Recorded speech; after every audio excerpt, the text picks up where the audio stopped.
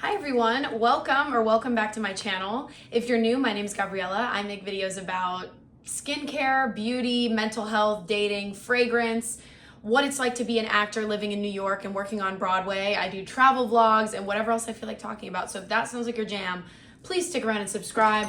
I have got some kombucha in a wine glass, and today we are coming live from New York City to talk about fragrances that remind me of Carrie Bradshaw or fragrances that I think Carrie Bradshaw would wear. So if you are a Sex and the City fan, look no further. I have been rewatching Sex and the City probably for like the 8th time, but for the first time after moving to New York, and it's a game changer because now I understand what they're referencing.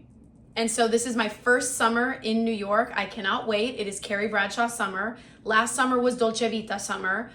I named it Dolce Vita summer because I was going to Italy and blah, blah, blah, blah. But this summer I'm going to be working and hustling in New York City, and it's the last summer of my 20s. So please.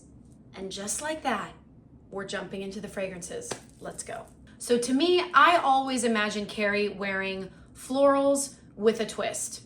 So I feel like that is kind of what her fashion reflects as well. I think I associate florals with Carrie because she wears a lot of floral print. She wears floral pins, flowers in her hair. Yeah, she's very floral that way. So a lot of these fragrances, florals are the star of the show or like a co-star. So the first fragrance I snatched up immediately when I had this idea because this to me is Carrie. This is Givenchy Haute Couture Eau de Parfum. This fragrance was launched in 2000. I believe it's been discontinued, but I bought it off of a fragrance website. I can't remember which one. I'm going to read the notes to you. So top notes are raspberry, bergamot, and orange. Middle, pepper, vetiver, and magnolia. And in the base, sandalwood, amber, and musk. Now, I bought this fragrance a couple years ago because I asked my followers for fragrances that smelled like cigarettes. I don't want to smell like an ashtray, but I do enjoy the smell, or maybe it's just nostalgia because, you know, I used to go out a lot.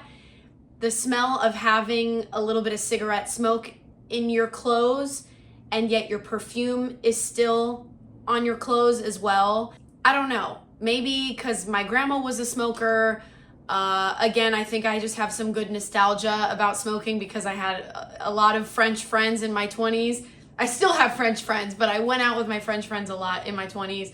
And yeah, so I just wanted something that was a little bit smoky, but not in the traditional tobacco dark smoky way, but like in that very specific cigarette way. And to me, this smells like a 2000s night out, a silk dress that has your perfume on it as well as cigarette smoke from the night before. And the raspberry is so 2000s to me. That very much reminds me of the Victoria's Secret Bath and Body Works era. Not that this smells like a body spray or anything like that, but it has a little bit of that cheeky 2000s nostalgia, and it's playful. Carrie Bradshaw is playful. Not a lot of people wear fragrance with raspberry. And so for that reason, because we know Miss Bradshaw loves a cigarette, it's got to be Givenchy Haute Couture Eau de Parfum.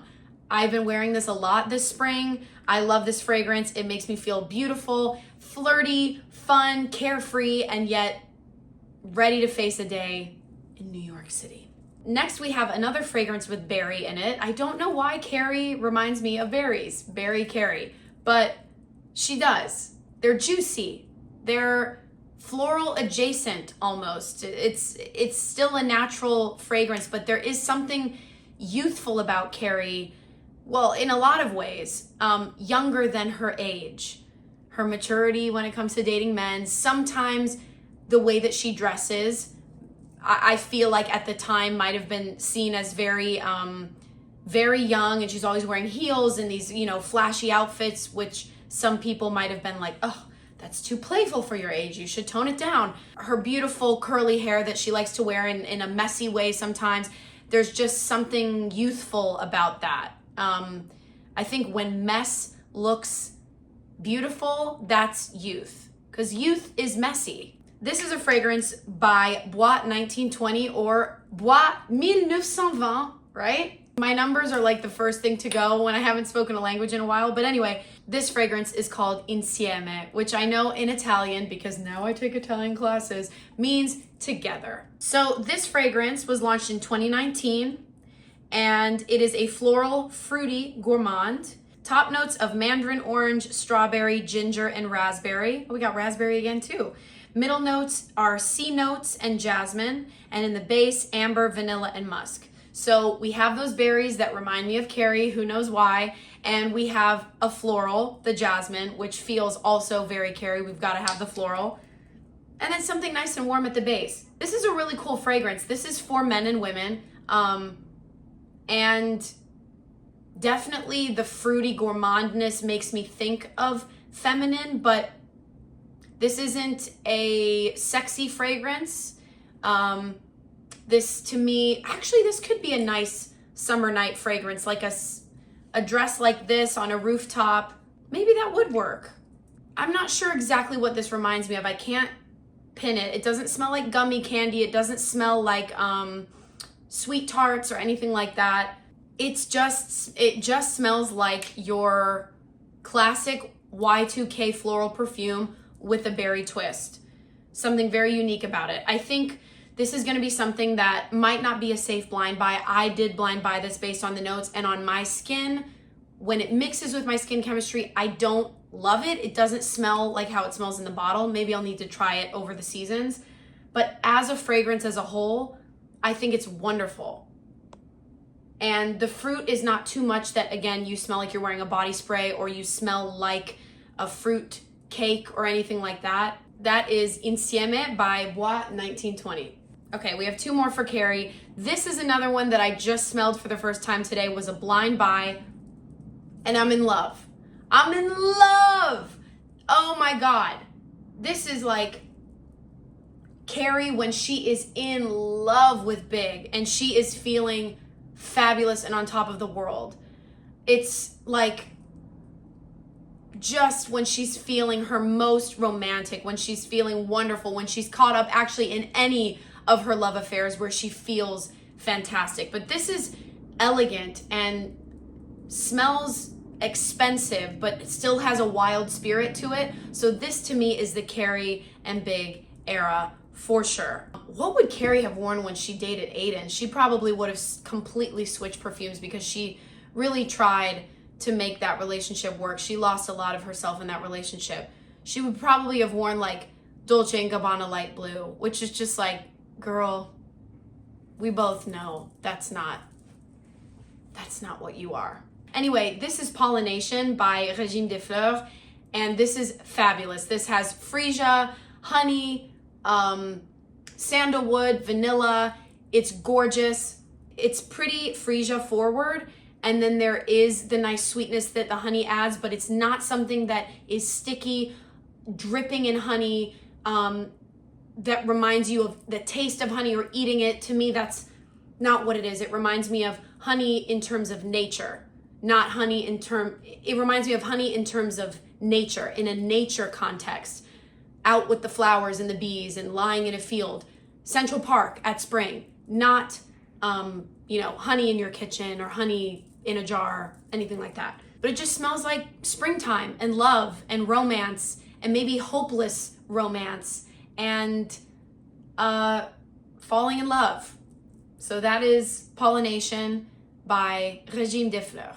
So this next fragrance is a commercial fragrance, and I feel like we needed one in there because Y2K was a time when I feel like a lot of women were mostly wearing fragrances that could be bought at a department store. I think with social media, there's been a big boom in niche fragrance, independent fragrance. Not that those always have not existed, but I do think it was more common for women to wear a lot of the same fragrances, or get their makeup. I remember going to the mall with my mom, getting their makeup at Lancôme or Estée Lauder, and then wearing one of those fragrances as well. Just kind of a quicker experience. So even though this wasn't out at the time, I think this is something that Carrie would wear, and this is Lancôme Idole Nectar. First of all, the bottle's so Carrie. I think she could fit it in a clutch, and it just, isn't this Y2K? I don't know. It's nostalgic to me. But also Lancome is just nostalgic in general. My mom used a lot of Estee Lauder, Lancome, you know, the beauty counter stuff. This fragrance has 3 types of rose in the top notes. And it came out in 2022, so it's fairly new. So we have grass rose, rose, and Turkish rose, caramel and popcorn in the middle, and vanilla in the base. So there's always got to be something playful there with Carrie's fragrances, I feel. The popcorn is like, what? And caramel, of course, not always too common, especially in a fragrance that has rose. That's pretty floral heavy. So I guess that's what Carrie is to me. Florals with something really playful thrown in there. This is great. I don't smell popcorn in terms of a buttery sense. I think it adds almost like a nutty angle to this. The caramel also isn't too gourmand where you smell like candy. Again, this smells like a women's perfume. This smells like a perfume. You know, there's nothing really strange about it or very like, oh, I've never smelled anything like that before. But the addition of the unique notes, I think, just are very Carrie. I think her outfits are really unique and showstoppers, but I think her fragrance and her beauty and everything, she's never gone crazy with the hair, with the makeup, with the nails. I think with the fragrance, I think she knows what she likes. And so to me, this is day to night. This would also be a perfect date night, sexy fragrance, dinner time. You know, this is not Carrie when she is her most vulnerable, when she's her most romantic and maybe even sensitive and wounded. This is her when she's kind of putting on her exterior of being the fabulous, you know, socialite and writer, Carrie Bradshaw. This is all that she aspires to be, is the glamour and the city life and the carelessness and the femininity and the style. But we really know that she's also pretty sensitive, which I think the pollination captures. So yeah, try it out. Lancome Idole Nectar, probably my favorite of the Idole line. One final fragrance. This is, again, another floral. And this one I haven't worn in many weeks. I don't know if it's because I wore this fragrance in a time when I was quite depressed, or if this fragrance just captures that and it's melancholic and nostalgic and a bit almost like a little tired.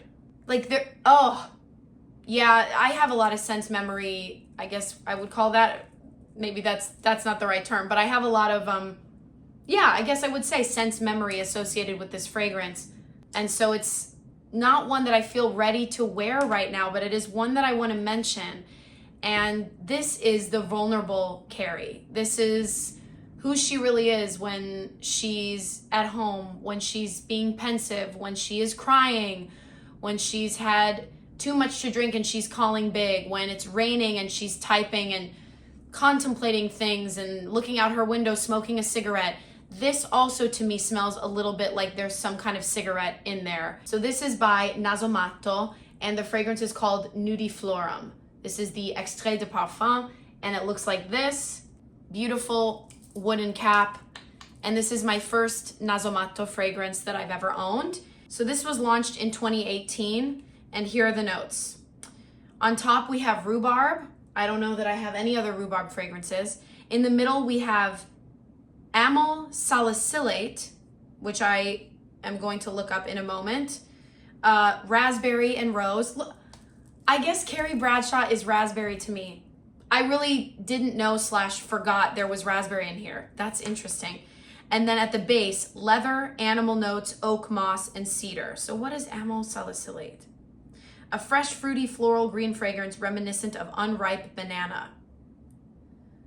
It's in the group natural and synthetic, popular, and weird. Okay. So this is in, that's also a note that's in Another 13 by Le Labo.